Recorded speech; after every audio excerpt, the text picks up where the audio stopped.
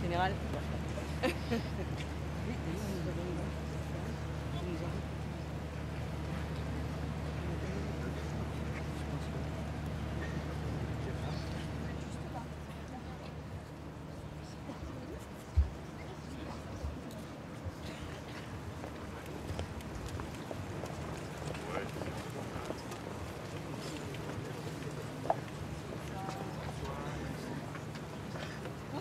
Non, mais...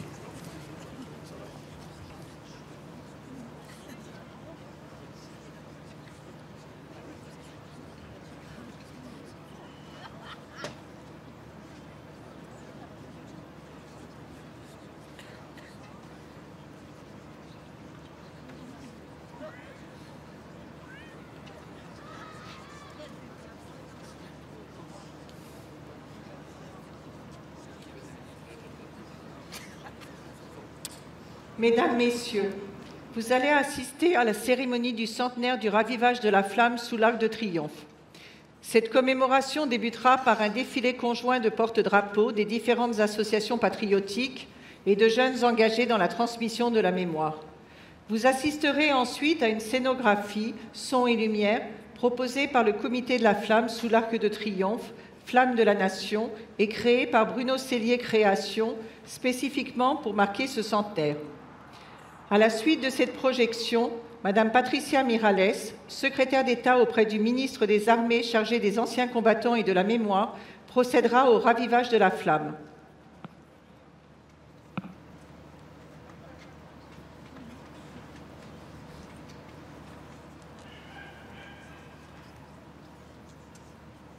Dans les jardins de mon père, les lilas sont fleuris. Dans les jardins de mon père, les lilas sont fleuris. Tous les oiseaux du monde viennent y faire leur nid. Auprès de ma blonde, qu'il fait bon, fait bon, fait bon. Auprès de ma blonde, qu'il fait bon dormir.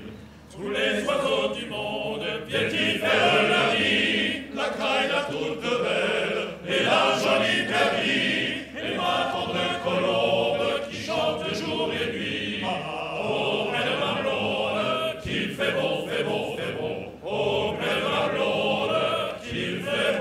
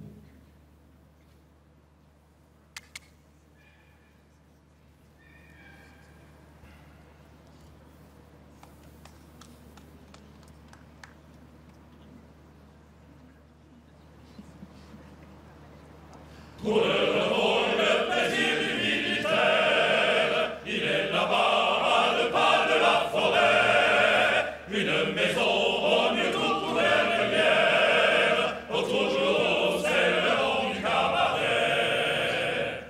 La servante est jeune et gentille, légère comme un papillon, comme son vin sonne pétille.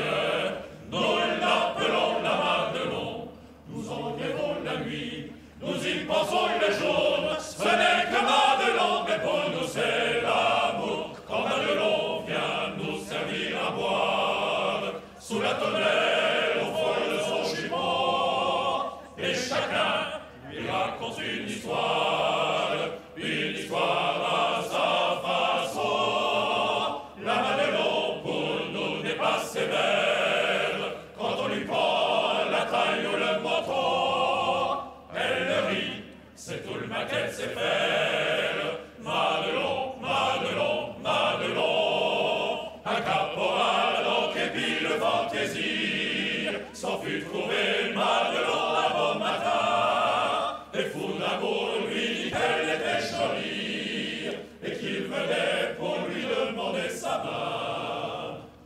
La Madelon, pas bête en somme, lui répondit en souriant, et pourquoi prendrais-je un seul homme, quand j'aime tout un régiment? Tes amis vont venir, tu n'auras pas ma main, j'en ai bien trop besoin pour leur verser du vin. Quand Madelon vient nous servir à boire, sous la tonnelle on frôle son jupon, et chacun lui raconte une histoire à sa façon. La Madelon pour nous n'est pas sévère, quand on lui prend la taille ou le menton, elle rit, c'est tout le mal qu'elle sait faire. Madelon, Madelon, Madelon.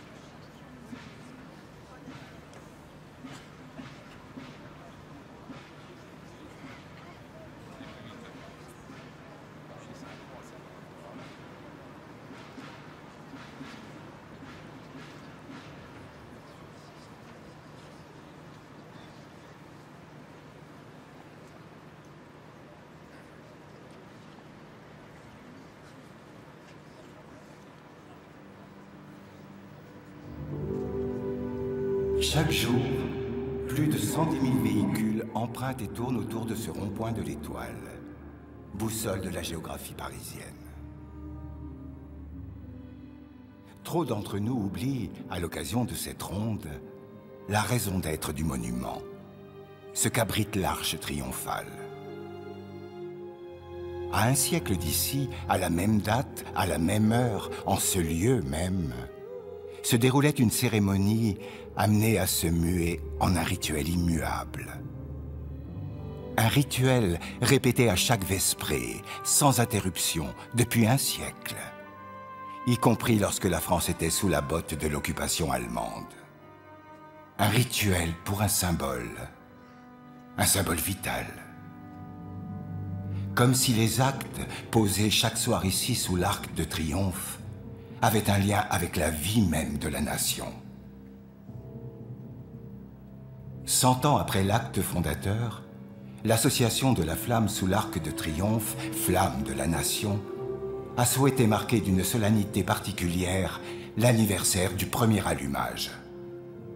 Grâce à de généreux soutiens, elle vous propose une évocation unique sur le sens de cette flamme.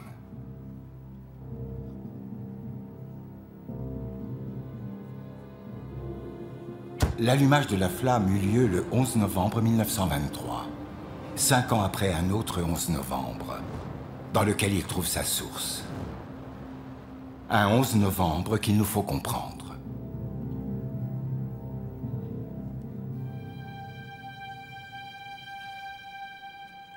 Il est monté lentement à la tribune de l'Assemblée nationale, épuisé. Son bras s'est doucement levé pour imposer le silence.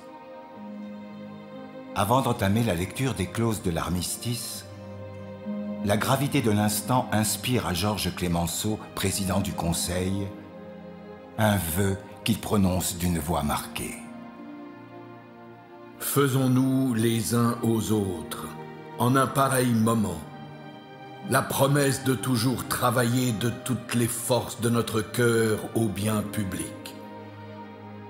Au nom du peuple français, au nom du gouvernement de la République française, j'envoie le salut de la France, une et indivisible, à l'Alsace et à la Lorraine retrouvées.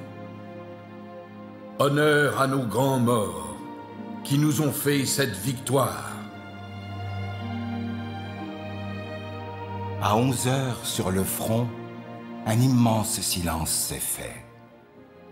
Pas d'été de la Saint-Martin, un temps brumeux et froid, alors qu'au-dessus du linceul de grisaille, un splendide soleil brillait. Un anticyclone de victoire était bien là, mais embrumé par la douleur. À Paris, dans les grandes villes, la foule est de sortie, poussée par un irrésistible besoin de se lier, de s'unir dans la joie et le soulagement, malgré le deuil et les blessures. Dans les campagnes, les cloches ont annoncé la nouvelle, comme elles avaient annoncé, il y a 4 ans, le début de cette guerre, qui allait fermer, avec une brutalité inattendue, de joyeuses décennies. Une page de belle époque.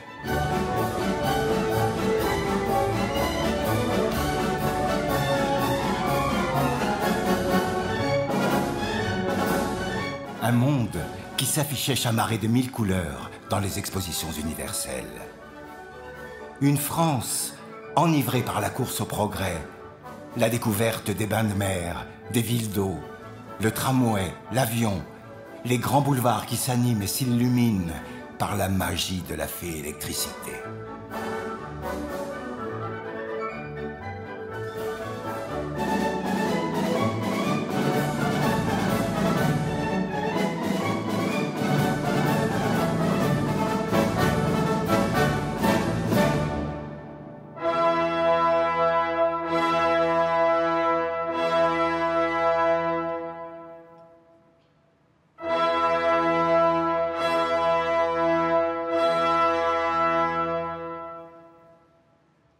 L'embrasement prit d'abord au cœur d'un foyer ardent. Chaudière de locomotive, acheminant à toute vapeur, par une mobilisation d'une efficacité stupéfiante, les conscrits vers leur destin. Dans le cœur des mobilisés, rarement les flammes légères d'un fol enthousiasme inconscient, mais l'humble flamme bleue et froide de la résolution et d'un sens du devoir enseigné et cultivé, forgeant d'acier une vertu indispensable, le courage.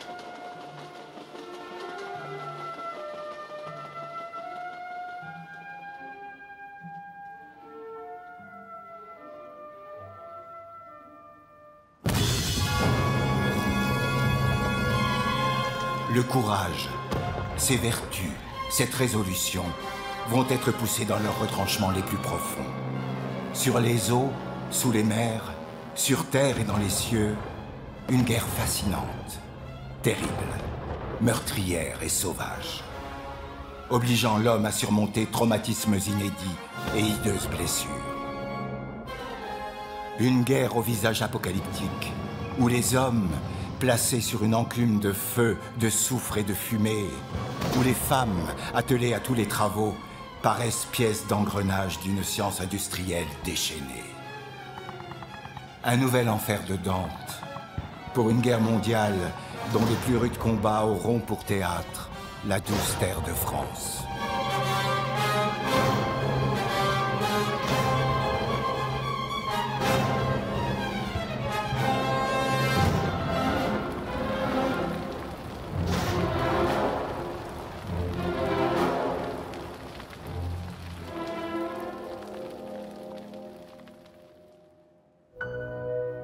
Somme, Artois, Chemin des Dames, la Marne, nom de courbes vallonnées et de rivières, nom de batailles que la Grande Guerre a égrenées au rythme des saisons, devenus supplices pour la terre, pour ces hommes qui l'aimaient, la cultivaient. 4 saisons, autant de furie pour 4 années de guerre.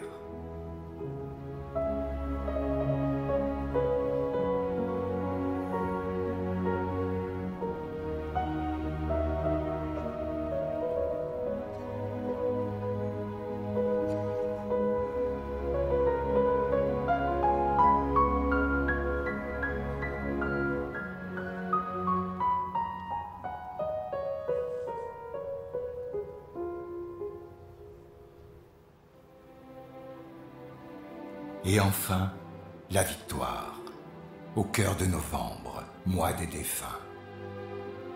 Comme un printemps automnal, elle donne l'occasion d'un fleurissement soudain aux plants vivaces, aux fleurs amères.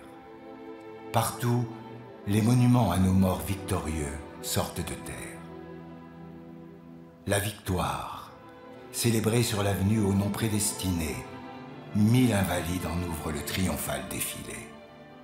Fleurs de joie, fleurs de peine, couronne de laurier vainqueur, couronne mortuaire au poids trop lourd pour une nation victorieuse, blessée au cœur. 350 000 disparus demeurent sans sépulture, et leurs proches errent comme des âmes en peine, ne sachant où déposer le fardeau de leur douleur. La dépouille d'un soldat anonyme sera choisie pour apaiser l'absence, en un dernier espoir. Le lieu de son repos, Victor Hugo, poète visionnaire, l'avait prévu. Non, tu n'es pas fini, quoique tu sois superbe. À ta beauté royale, il manque quelque chose. Les siècles vont venir pour ton apothéose, qui te l'apporteront. L'Arc de Triomphe.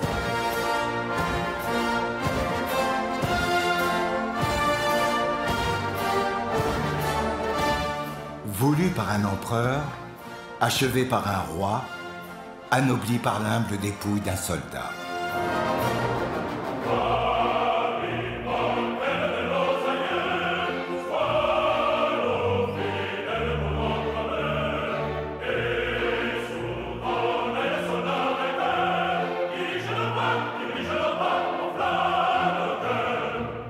Ce combattant anonyme, symbole d'un peuple, premier artisan de la victoire, son dernier sommeil, protégé des intempéries, sera veillé par le monument célébrant les victoires d'une armée mythique aux ordres du génie militaire incarné.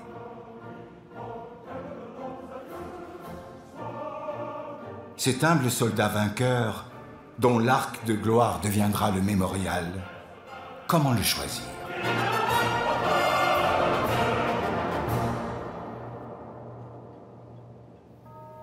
Le 10 novembre 1920, dans la citadelle de Verdun, le choix se fit. Une crypte, des tentures de deuil, un ministre de la guerre frappé dans sa chair par le conflit et 8 cercueils, pour 8 soldats sans nom, issus de chacune des régions du front, fruits tombés, tirés de l'étalage d'une géographie de guerre. Pour le choix, un soldat, Auguste Tin. Un bouquet d'œillets rouges et blancs qu'il pose sur le cercueil de l'élu.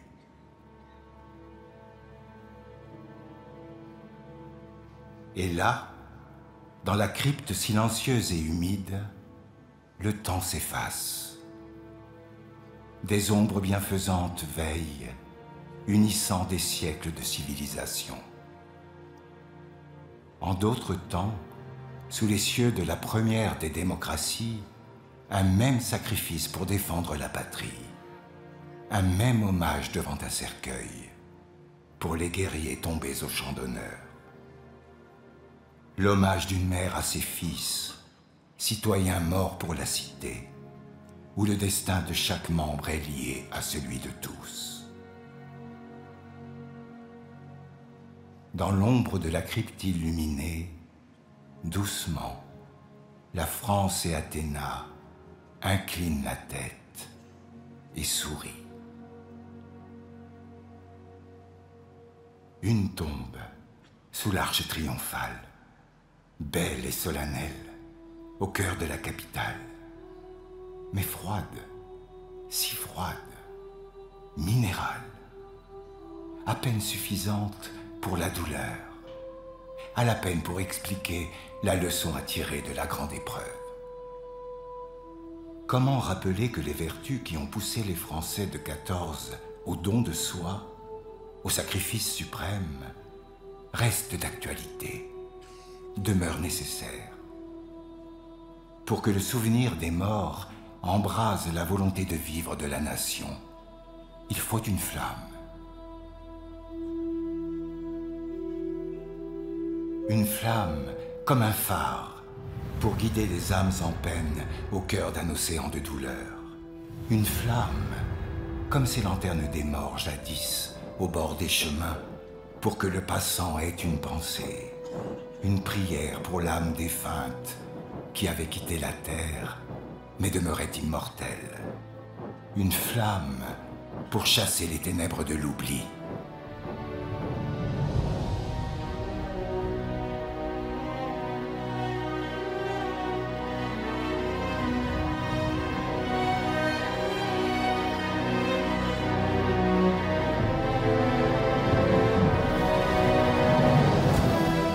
La flamme sous l'arc de triomphe fut allumée. Le dernier poilu s'en est allé.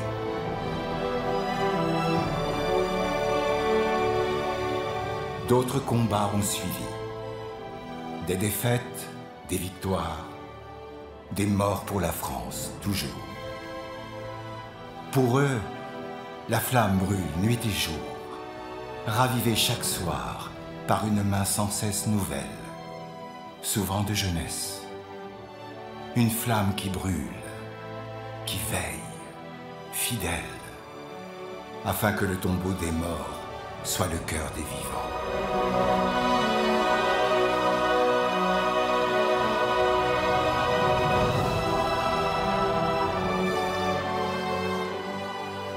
Ami, si ton cœur s'est refroidi pour se donner et servir, alors viens raviver la flamme. Peut-être les morts sans sépulture qui viennent se chauffer la nuit à ce feu de bivouac te chuchoteront-ils à l'oreille les raisons de leur mort. Ainsi saisiras-tu la grandeur de leur vie.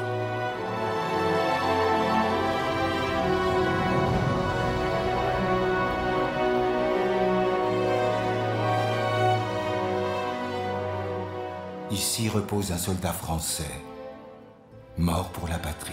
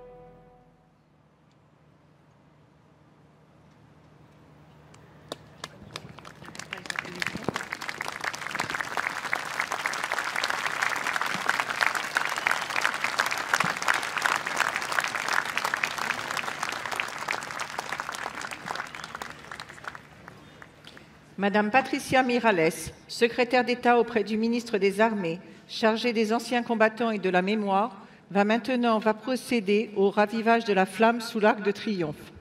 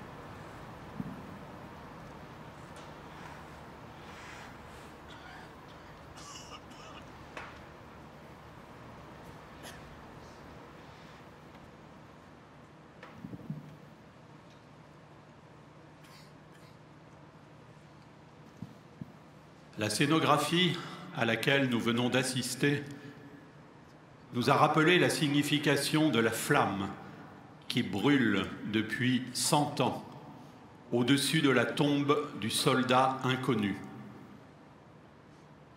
En apothéose de cette cérémonie du centenaire et en hommage aux soldats qui ont donné leur vie pour leur pays, nous allons maintenant la raviver.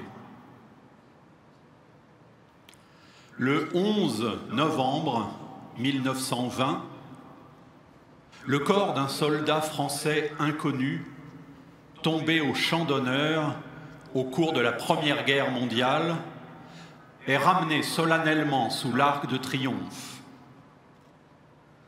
En 1923, afin que soit perpétué le souvenir de ce soldat et rappeler la valeur de son sacrifice, il est décidé qu'une flamme le veillerait, rendant vivant ce symbole de jour comme de nuit.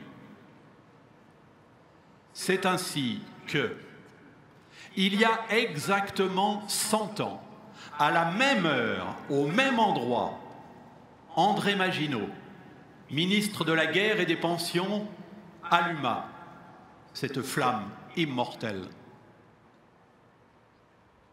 Depuis cette date, elle veille fidèlement sur le soldat inconnu et est ravivée chaque soir à l'occasion de la cérémonie que nous allons vivre avec une émotion toute particulière en ce jour anniversaire. Cette flamme nous rappelle le sacrifice d'1 400 000 soldats qui ont donné leur vie pour leur patrie entre 1914 et 1918. Il convient d'y associer les femmes et les hommes qui sont morts, victimes de la guerre, les très nombreux soldats blessés, les veuves, les orphelins et tous les citoyens qui ont été lourdement éprouvés.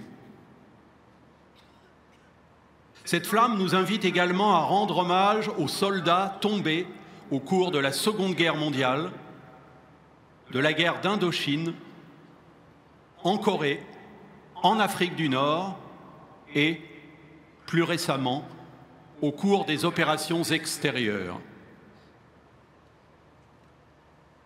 La mémoire de tous ces sacrifices constitue un ciment de la nation française. Initiés par les anciens combattants voulant honorer leurs frères d'armes disparus, le ravivage est aujourd'hui l'expression de la gratitude de toute la nation, notamment de sa jeunesse, à l'égard de ceux qui sont tombés pour que vive la France. À l'origine, flamme sous l'Arc de Triomphe, elle est aujourd'hui la flamme de la nation. Ce terme a été ajouté à son appellation en 2012 pour que tous les citoyens se sentent investis de la mission d'entretenir la mémoire du sacrifice et de l'héroïsme de nos soldats. La flamme n'est donc plus seulement un hommage au passé. Elle est également un témoignage et un engagement tourné vers l'avenir. Dans un instant, Madame la secrétaire d'État auprès du ministre des Armées, chargé des anciens combattants et de la mémoire, entourée du chef d'état-major des armées et du président de la Flamme, ainsi que de 2 jeunes enfants, se saisira du glaive pour raviver la flamme. Elle le fera en notre nom à tous, car nous serons tous acteurs de ce geste symbolique.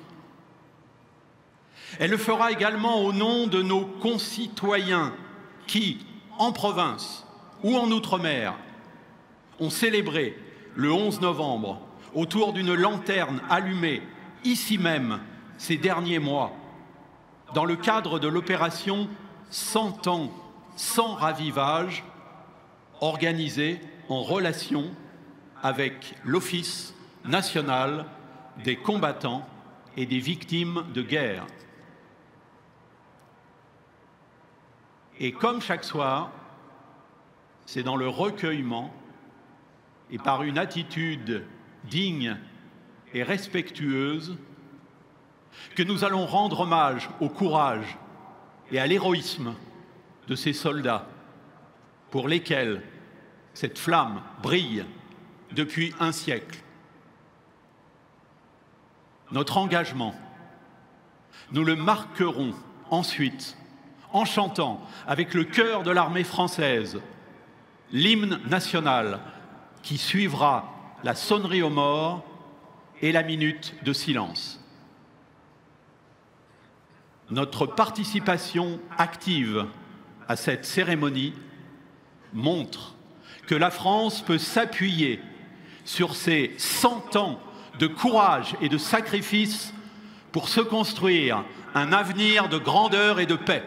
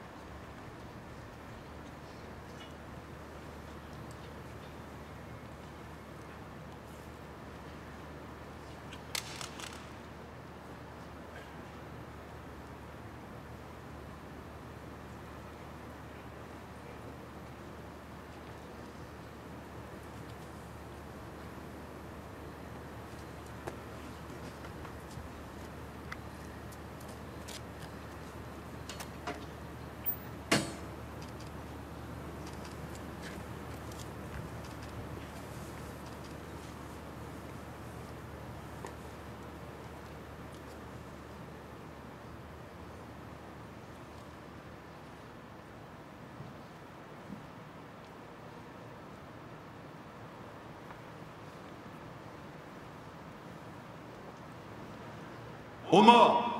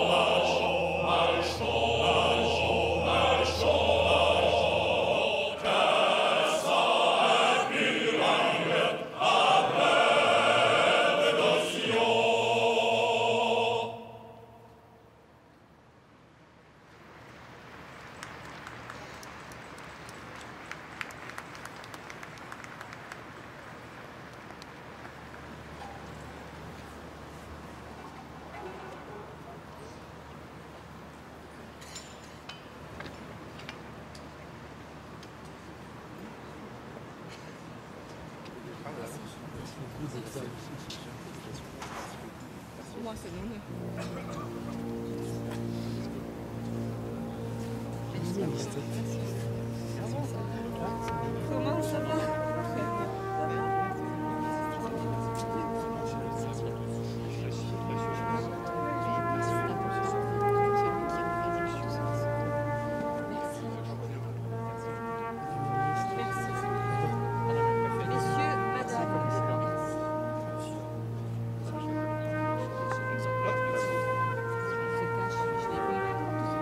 Merci, vraiment.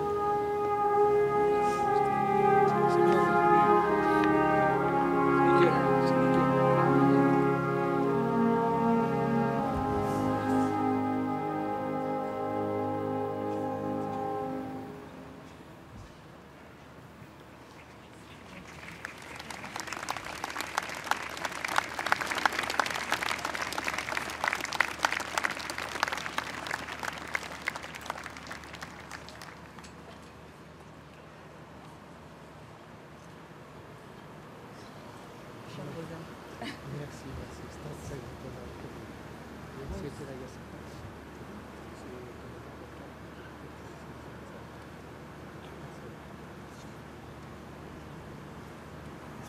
belle projection.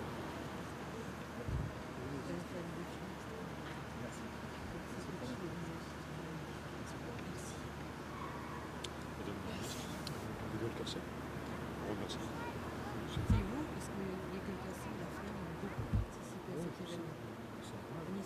On n'aurait pas fait quelque chose d'aussi beau. Magnifique. Merci. Madame, et qu'elle doit faire tout drapeau de la note.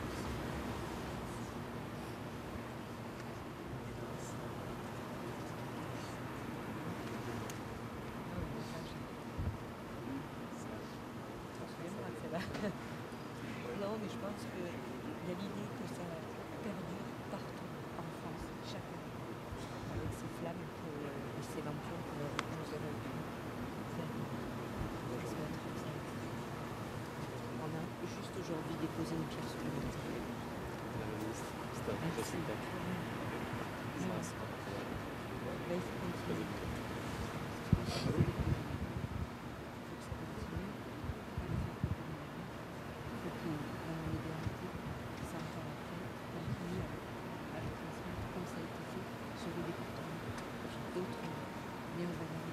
J'ai confiance en vous, vous êtes jeunes. Voilà, vous êtes jeunes. Pas tous, mais. Alors, vous portez le drapeau depuis quand? Depuis cette année. Voilà, félicitations. Vous allez bien.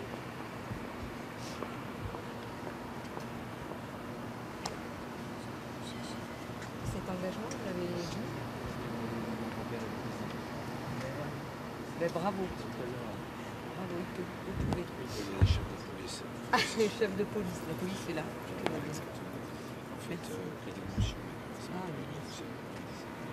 Mais je me suis retenue. Mais c'était. Bon courage. Bonne soirée.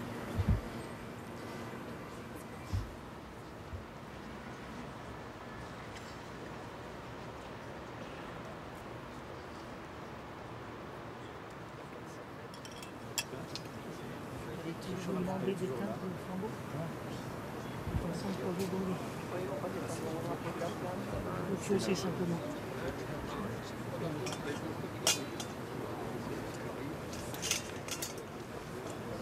Fin d'une grosse séquence. Très contente que le relais se fait.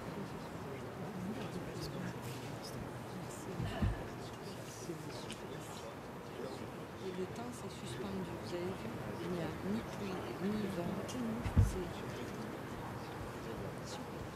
Franchement, je vous remercie. Vous avez fermé les portes, vous avez condamné le ciel. Tout était parfait. Merci beaucoup. Merci. Il reste. Merci. Je crois qu'on voilà. Merci. Merci pour tout ce que vous accomplissez tous les jours. 90 ans. Merci.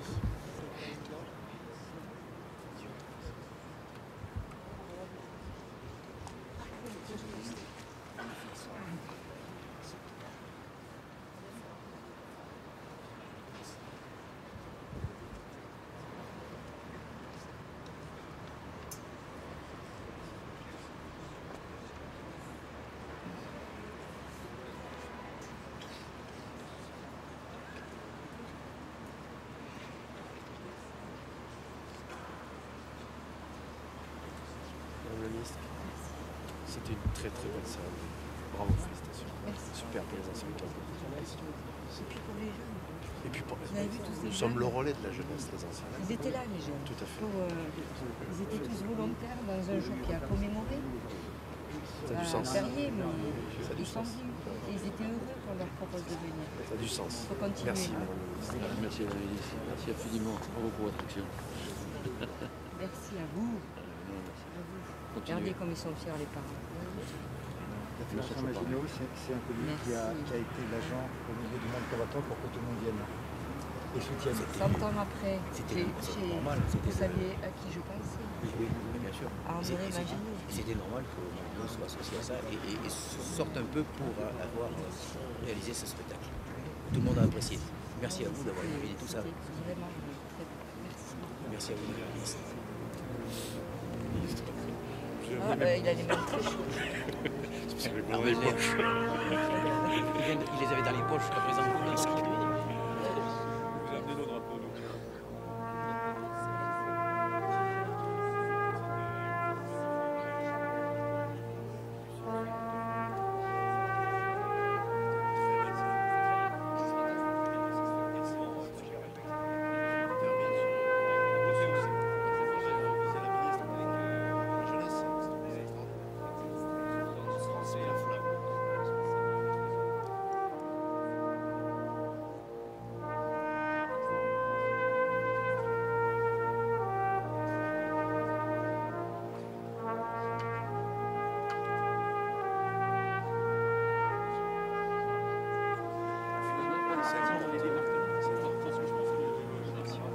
Gagner en visibilité.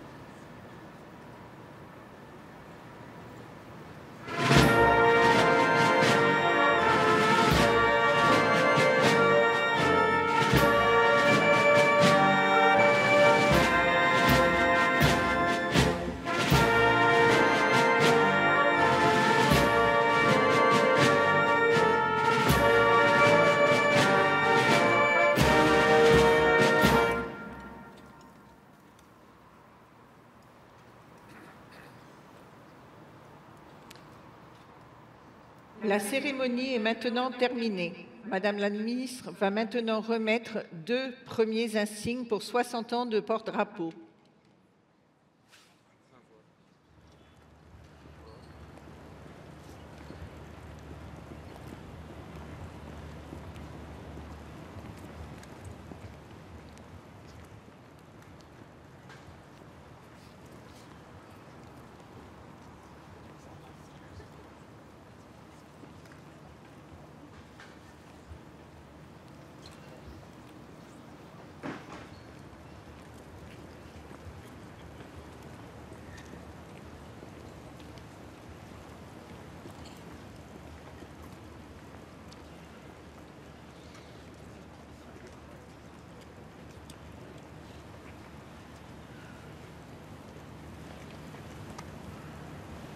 Monsieur Élie Labeille, j'ai l'honneur de vous remettre l'insigne 60 années de service de porte-drapeau à l'occasion du centenaire de la Flamme ce 11 novembre 2023.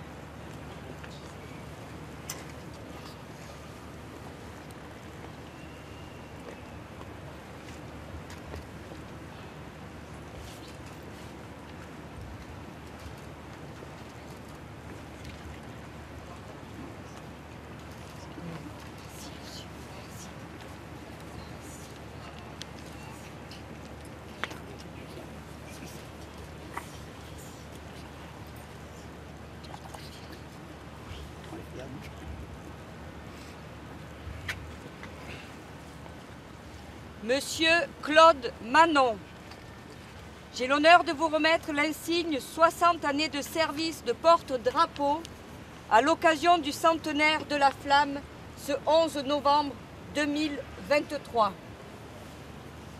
C'est pas sans émotion.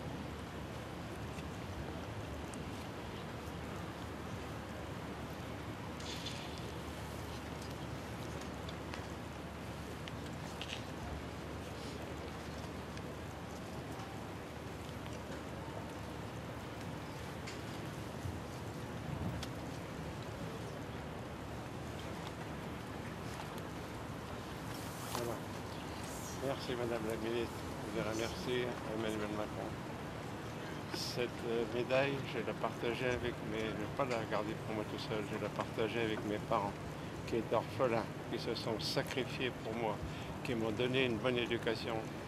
Je l'ai partagée également avec tous mes maîtres d'école et avec aussi des gens qui ont été mon maître, donc l'abbé Germain.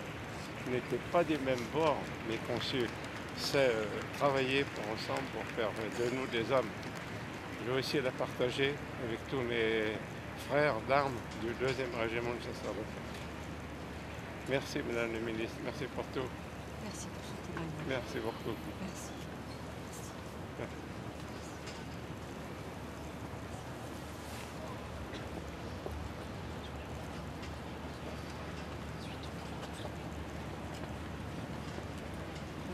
Je vais faire le premier rang, mais sachez que ce que je dis au premier rang, c'est valable pour tous. Merci parce que ça a été un grand moment. Nos anciens sont ravis. Oh là là. Et vous avez ici 2 exemples d'hommes qui ont tenu le drapeau pendant 60 ans. Et ils sont toujours debout. Merci. Et on continue à servir. Et on continue à servir. Ils sont prêts à partir. Hein. Encore merci. Et bravo aux jeunes d'être là ce soir et d'avoir vécu ce moment si particulier. La France vous regarde et la France est fière de vous. Merci. Merci. Elle est gelée. Merci beaucoup. Merci. Merci. Merci.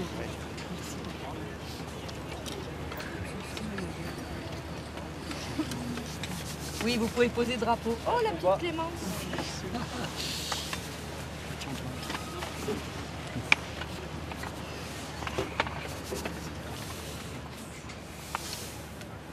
Vous êtes là. Merci. Merci beaucoup.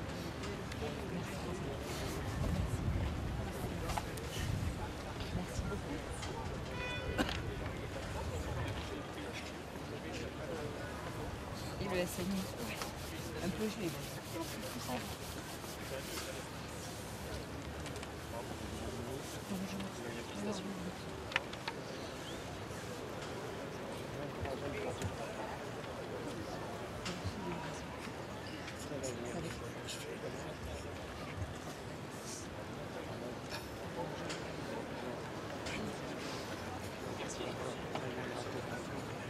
C'est ton jaloux.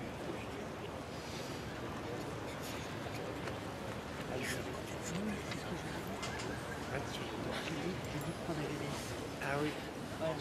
Ah oui, moi, c'est la Et vous, c'est pour les filles. Oui, mais c'est parce que j'ai fait l'honneur. oui, voilà. J'ai la Marianne et la police. Bonne journée. Bonsoir, mademoiselle. C'est bien d'avoir été là.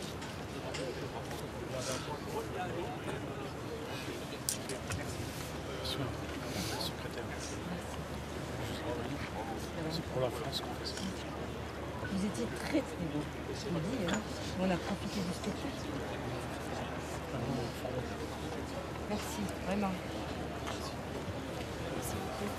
Merci à vous. Gardez-en un beau souvenir et faites-en une force, les jeunes. C'est important. Oh oui. Bonjour, la FNAM. On est toujours là. Bonjour,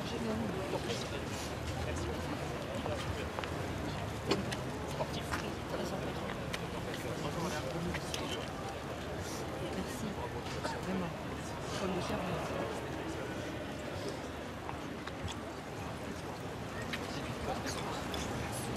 Rapidement. Merci à vous tous. Bonsoir. Bonsoir. Elle est jolie. Oui. Merci beaucoup. 55 ans de programme. Ah, je vous remettrai peut-être une médaille. Joli. Non, mais là, je viens de remettre 60. Ah oui, j'ai Ah, vous êtes- 55 ans. Mais oui, ils ont marqué 50, mais il n'y a pas de 55. Enfin, j'ai 55. C'est bon. Merci beaucoup. Moi aussi, je vous remercie. Merci à tous. J'ai écrit une petite citation au gouvernement.